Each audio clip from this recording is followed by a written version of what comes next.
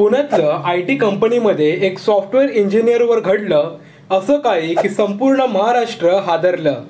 विश्वासू माणसाकडून लिफ्ट घेणं तरुणीच्या जीवावर बेतलं। 4 नराधम आरोपींनी का केला आपल्याच कंपनीच्या सॉफ्टवेअर इंजिनिअर तरुणीवर अत्याचार। पोलिसांनी मुख्य आरोपीला पकडून सुद्धा हा आरोपी कसा सहजपणे निसटला पोलिसांच्या तावडीतून।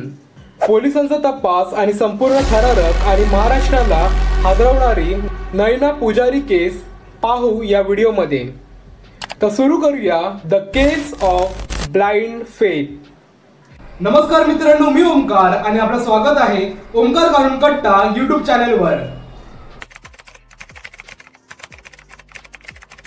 पुण्यातील खराडी परिसर, मोठमोठे IT कंपनीज, संपूर्ण देशातून आलेले लोक या कंपनीजमध्ये काम करायला उत्सुक असतात।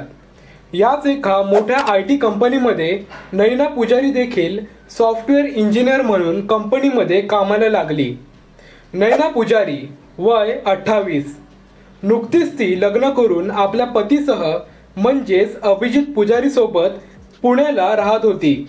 रोजचं कामाचं रुटीन ठरलं असायचं। सकाळी 9 वाजता नैना ऑफिसमध्ये जायची आणि 7:30 वाजता ऑफिसच्या ठराविक बसमधून घरी परतायची। तिचं रोजचं दिनचर्या ठरलेलं असायचं। तिचं आयुष्य फार हसत खेळत निघत होतं, पण तिच्या एका चुकीच्या निर्णयामुळे तिचं अख्खं आयुष्य उद्ध्वस्त झालं। 7 ऑक्टोबर 2009 रोजची सकाळ।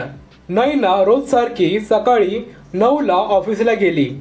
ऑफिसमध्ये फारसं काम बाकी होतं आणि ते करण्यात तिला खूप उशीर होणार होता आणि या उशिरामुळे तिला रात्री घरी सोडणारी रोजची बस देखील तिची चुकली। थोड्या वेळानंतर नैना ऑफिसमधून आपलं काम आटपून घरी परतायला निघाली।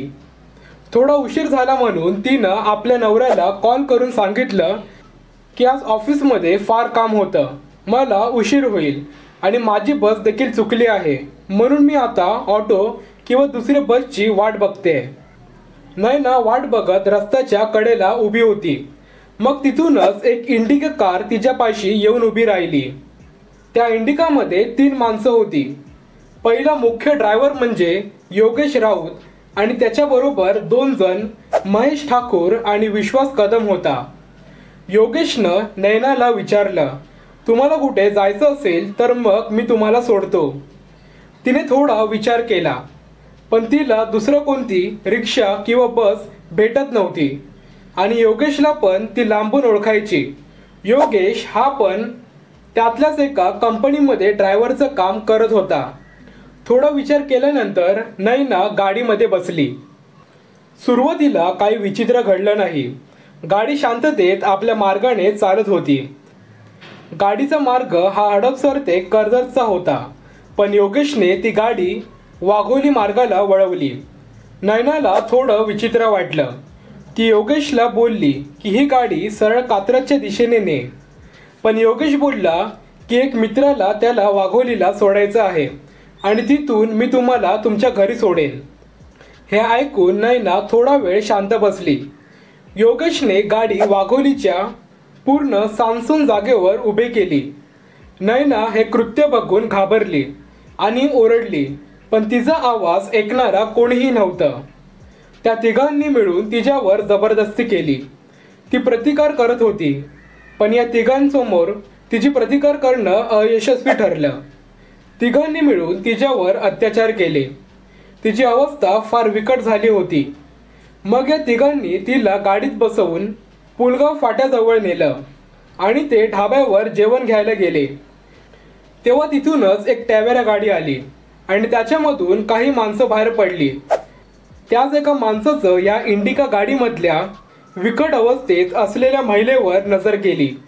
त्यांनी ह्या तिघांना जाब विचारला, पण ह्यांनी उत्तर दिलं की ही महिला व्यवसाय करणारी आहे, तू यात काही लक्ष देऊ नकोस। मग ती टॅवेरा कार आपल्या मार्गाने निघून गेली। नैना पूर्णपणे घायल झाली होती, तरी पण ते नराधम तिच्यावर अत्याचार करत राहिले।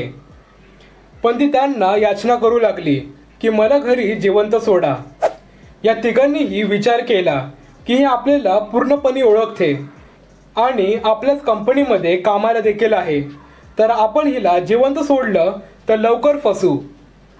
या तिघांबरोबर आणखीन एक तिच्याच ऑफिसचा माणसाला देखील या तिघांनी बोलावले आणि ह्याने देखील तिच्यावर अत्याचार केले। या तिघांनी झरेवाडी फाट्याजवळ तिची हत्या केली। त्यांनी तिचे सर्व दागिने काढून घेतले। ओळख पटावी नको म्हणून त्यांनी एक मोठ्या दगडाने तिचा चेहराही बिघडवला आणि ते या घटनास्थळावरून फरार झाले। नयनाचा पती पूर्ण रात्र तिला कॉल करत होता, पण तिने फोन उचलला नाही।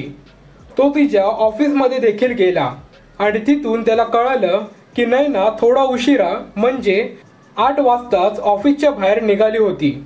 तो पूर्ण चिंतेत सरळ पोहोचला पोलीस स्टेशनमध्ये आणि तक्रार दाखल केली। पोलीस रात्रभर नयनाला शोधत होते, पण काही त्यांना यश आलं नाही। पोलिसांना 8 ऑक्टोबरला झरेवाडी फाटाजवळ एक अज्ञात महिलेचा मृतदेह आढळला। तिचा पूर्ण चेहराही ओळखता येत नव्हता। पोलिसांनी अभिजितला बोलावलं आणि त्या महिलेचे कपडे आणि घड्याळ पाहून अभिजितला आपलीच बायको असल्याचा विश्वास पटला आणि त्याच्या पायाखालची जमीन सरकली। मग पोलिसांनी आपल्या इन्व्हेस्टिगेशनला सुरुवात केली। पोलिसांनी IT कंपनीजचे संपूर्ण CCTV फुटेज तपासले आणि यात त्यांना ती इंडिका कार दिसली आणि या कारच्या शोधात त्यांनी सर्व आरोपींना आपल्या अटकेत घेतलं। मुख्य आरोपी योगेश राऊत, महेश ठाकूर आणि विश्वास कदम पकडले गेले। त्याच्याबरोबरचा राकेश चौधरीही पकडला गेला। राकेश चौधरी हा माफीचा साक्षीदार झाला। या सर्व आरोपी नराधमांना फाशीची शिक्षा सुनावण्यात आली।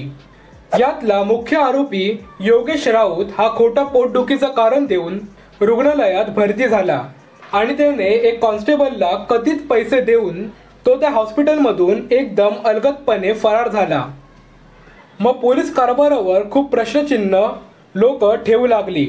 मग ही केस CBIकडे सुपूर्द करण्यात आली आणि आता CBI केसचा तपास करू लागली। त्यांनी योगेशला जो कोणी शोधेल आणि कळवेल त्याला 25,000 रुपयाचे बक्षीस ठेवण्यात आले। योगेश हा हडपसरसून सुरतला गेला आणि नंतर सुरतसून दिल्लीला गेला आणि दिल्लीतून अमृतसरला पळत फिरत होता। तो अधूनमधून आपल्या कुटुंबियांना वेषांतर करून भेटायला यायचा व पोलिसांच्या टिपरने पोलिसांना त्याच्या हालचालीची माहिती कळवली आणि मग योगेशला 8 मे 2013ला अटक करण्यात आली। या केसला इतके वर्ष उलटून सुद्धा कायदेशीर प्रक्रिया सुरूच आहे आणि अद्यापही आरोपींना फाशी झाली नाही। ही घटना ऐकून तुम्हाला काय वाटतं? तुमच्या प्रतिक्रिया कमेंट्समध्ये जरूर लिहा। चॅनलला सबस्क्राईब आणि व्हिडिओला लाईक करा। कोणावरही अंधविश्वास ठेवून त्यांच्याबरोबर जाणं हे घातक ठरू शकतं। तर घरी उशीर झाला तरी चालेल, पण योग्य साधनानेच आपला प्रवास पूर्ण करा। भेटू पुढील अशाच एक सत्य थ्रिलर क्राईम स्टोरी आणि कायदेशीर व्हिडिओमध्ये। जय हिंद, जय भारत। असेच माहितीशीर नवनवीन व्हिडिओज पाहण्यासाठी ओंकार सानू कट्टाला सबस्क्राईब आणि व्हिडिओला लाईक करा।